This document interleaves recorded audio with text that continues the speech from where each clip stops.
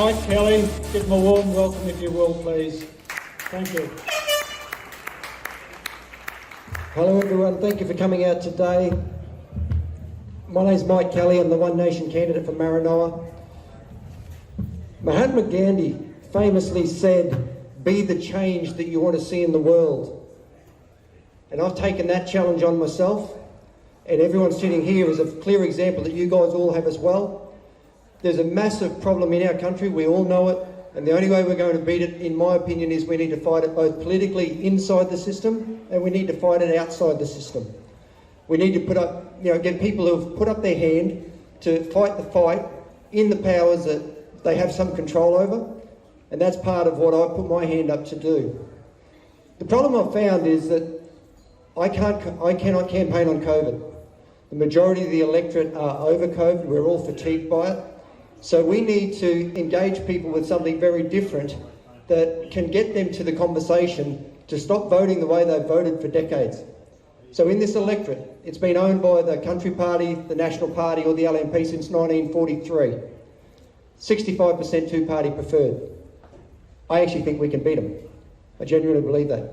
We've never had a period in time in our history that I've seen where we have millions of people, marching and protesting in all of our parliaments around the country. That's not for roads and bridges. That's because they've breached our trust.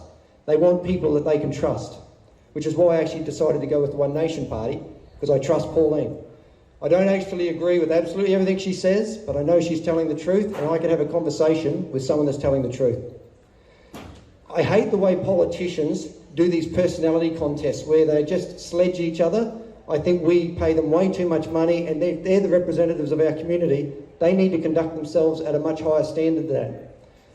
But if I'm getting into that race, I actually need to conduct myself at a much higher standard than that as well. So if I expect a higher standard, I need to set the bar. So I'm not here in any way to sledge my competitor, who is David Littleproud. He's a family man, he's got kids in the community. We need to protect that. But I am 100% going to hold every politician accountable for their conduct. So I won't attack their character, but I will attack their conduct. So rather than me just bang on about David's name and I want to break away from that, and let me just say the current member. So it's not about the personality, it's about the conduct of the current member. The current member was elected in 2016. He has not voted against the party line once. Under the LNP, you have to vote along party lines. I had an issue back in 2012 where I was actually nominated to be pre-selected for the LNP, and during the interview process they said to me, "Mike, you need to understand, regardless of what your electorate want, you have to vote along party lines. Do you have a problem with that?" And I said, "Oh yes, I have a massive problem with that. I can't tell this gentleman here that I'm going to vote for a circle if some corporate donor taps me on the shoulder and tells me I've got to vote for a square."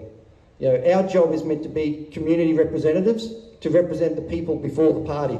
And that's the beauty and the integrity of the One Nation Party, is that I have an obligation to put the people ahead of the party every single time. If there's an issue that doesn't affect our electorate, that's okay. I will support the party, because if there's good laws to support another area and it doesn't have a negative impact on us, we can use the power of that party for good. And that's what we need to be, a force for good. Our current member, the politicians have this lovely little scam where they get paid $291 a night for an accommodation allowance when they live in Canberra. So it's meant to be the lowest sum of either the aggregate of their receipts or $291. If they stay in a $1,000 a night suite, they get $291. If they stay at a bed and breakfast for $80 and they have $50 in food, they'll claim $130. If they forget to present their receipts, they just get paid $291 as a standard. Well, they all buy their own investment properties in Canberra and they get to rent it from themselves while they're down there. So since the 1st of April 2019 through till the 30th of June last year, our current member has received $74,500 just as an accommodation allowance on top of his wage to live in his own house. Anthony Albanese earned $17,000 last year as the leader of the Labor Party to live in his own house. I checked the Interested Political Register.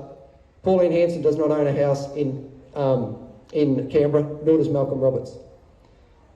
Our current member is the Minister for Agriculture. What I try and do is I do an integrity check of what do they say when they're in front of a camera, which makes them look good, and what do they do when their bum's on the seat and they've got to vote. That's the integrity check. Do their actions match their words? I need to ask a massive, please explain, why would the current Ag Minister vote against protecting Australian sovereignty in international trade agreements as the Ag Minister? Doesn't make sense. The current member also voted against increasing the scrutiny on the management of the Immigration Detention Centre. On the cuff of it, that doesn't sound too bad. Let's dig a little bit deeper. Peter Dutton, he has awarded or granted $1.8 billion to a company, a Brisbane company called Camstruct. The 4 directors of those companies are the Murphy family, who are all large Liberal Party donors. Now, that company has no staff, no trading history, no income, no recourse on their actions. So then when the Minister, the Minister for Ag, who's also our current member, if he also then votes against increasing the scrutiny of the management of the Immigration Detention Centre, I have an issue with that. And I want to ask her, please explain on that. Incidentally, the Auditor General did an audit and they actually audited the wrong company and they still approved the funding. That sort of nonsense has to stop, because it's me and my kids and you guys that actually have to deal with that tyranny, I call it. You know, let's look at what the average wage is. Average wage is $93,000 a year. They pay tax about $22,000, $23,000. Let's back it back to say $20,000. What that means is for every $100,000 that is spent in government money, be that on their staff or on themselves, we need 5 people working full time for every $100,000. Since the 1st of April 2019 through to the 30th of June last year, the current member has spent $2.9 million on office expenses. We've closed down our Ag College in Emerald and in Longreach.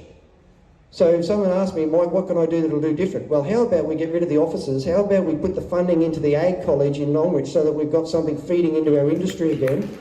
Why can't I sublet a room in that college so that when I'm in Longreach, I don't need an old building that I'm just going to be empty most of the time. I just need a room. Why can't I sublet a room in the local council where we can actually get some genuine integration between federal politics and and local politics, so that we're breaking this blame game of, oh no, that's not our department. You know, why our current member on TV says it's illegal for him and the Prime Minister to pick up a shovel dealing with the water issue. So it's all one thing for us to complain. But my job isn't just to sit here and complain. My job is also to try and put in some solutions and put in, get a better outcome for all of us. So one of the things One Nation have been going on for years is the Bradfield scheme. That thing has been introduced back in 1938. We need that program more than anything to get our water security in our area. It does more than just that though. In 1 week, they waste more water. They could catch more water in 1 week from the overflow up in the Cape, and that is enough water to irrigate all of Central Australia for 12 months. Why can't we be building a network of dams and pipes, all interconnected, that just brings our communities back to life, breaks this cycle of drought every 7 to 10 years, puts our apprenticeship, the One Nation apprenticeship program in place? Like, we have got such a shortage for trades. So, under our One Nation apprenticeship program, we subsidise 75% of the wage in the first 12 months, 50% in the second 12 months, 25% in the third 12 months.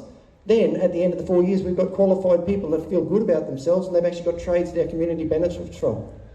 If they don't do a trade, they're going to be sitting on the dole anyway. It's costing the government the money anyway. Why not just invest it in a productive resource? You know, I myself, born and bred in Barcaldine, went to school at St Brendan's College in Yeppoon. I came back as an 18-year-old kid. There was nothing for me in the bush. So I went to the city and I left there for 30 years. You know, how many of our people are we losing? The amount of farmers I'm talking to, the kids are going, Dad, they don't want to continue the family farm. It's just too hard. The forms, the fees and the over-compliance. Let me tell you, the biggest risk to us in our Maranoa electorate is this net zero 2050 nonsense. It has to stop. They are passing the obligation of climate change on us as our rural community, when they're not doing anything to offset it with the actual polluters. That's got to stop. It has a massive impact on us, you know. So I won't tell you where to vote, but I will say if you vote the way you've always voted, you're going to get what you've always gotten, and what we've got now is on a trajectory. I believe personally, if we don't get control of it in this next parliament, I think we're really in trouble. I honestly believe that.